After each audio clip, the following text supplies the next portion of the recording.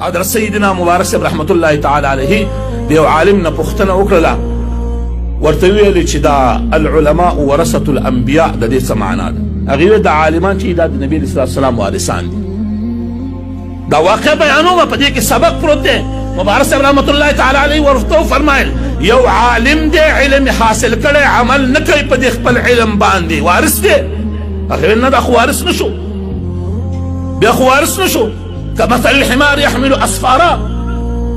مبارک صاحب رحمت الله تعالی ورته وفرمایل نو تا خدا ونه ویل چې عالم به وي او په خپل علم به عمل کوي نو بیا به وارث شي؟